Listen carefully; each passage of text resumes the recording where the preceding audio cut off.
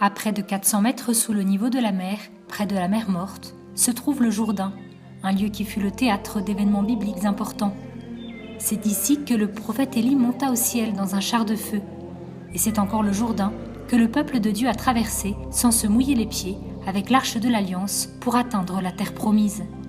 Ce fut aussi le lieu où Jésus fut baptisé par Jean, un événement clé qui marque le début de sa vie publique. Jésus, par le geste du baptême, exprime son humilité, l'humilité divine qui est de rendre sa dignité à l'humanité déchue.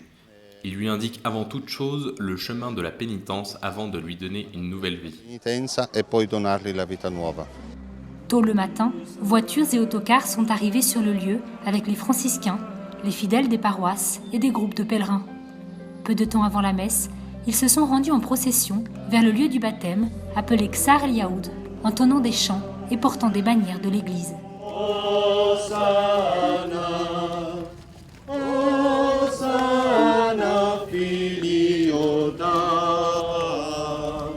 Pendant la messe, 2 jeunes filles ont reçu le sacrement du baptême. Les noms de ces 2 nouvelles chrétiennes arabes ont été donnés en hommage aux saintes palestiniennes Marie-Alphonsine et Mariam Bawardi. Nous faisons partie de la communauté palestinienne et de la communauté chrétienne. Pour cette raison, nous avons choisi le jour même du baptême de Jésus. J'espère que tout ira bien dans sa vie.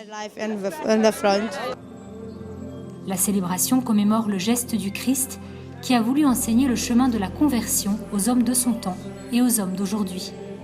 Il ne s'agit pas seulement d'un moment donné, il est question de toute une vie. Aujourd'hui, nous avons également à nouveau l'occasion de renouveler notre engagement en tant que chrétiens, en tant que fils de Dieu, en tant que personnes qui appartiennent à Dieu.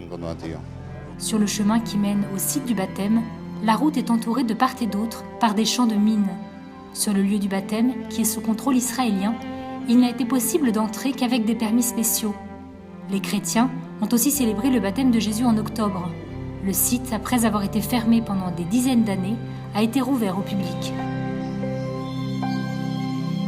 Depuis 2012, année de la réouverture du site, la célébration du baptême du Seigneur dans le Jourdain a lieu désormais le jour même où l'Église célèbre cette solennité selon le calendrier liturgique. Sur les rives du Jourdain, nombreux sont ceux qui ont voulu toucher l'eau, même en rapporter un peu à la maison, et faire l'expérience de la grâce du lieu. Pour nous, c'est une expérience très importante. C'est la première fois que nous venons ici et ce lieu est plein de sens. Je crois qu'il est très important pour les chrétiens de venir ici.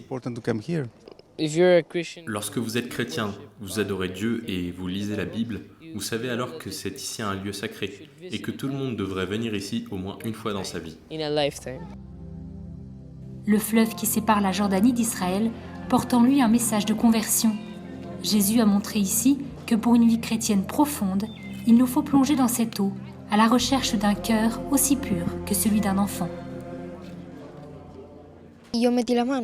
J'ai mis mes mains dans le fleuve et je me suis senti bien, parce que je me suis senti honoré d'être en mesure de toucher un lieu sacré, cette eau dans laquelle est entré le Christ Jésus.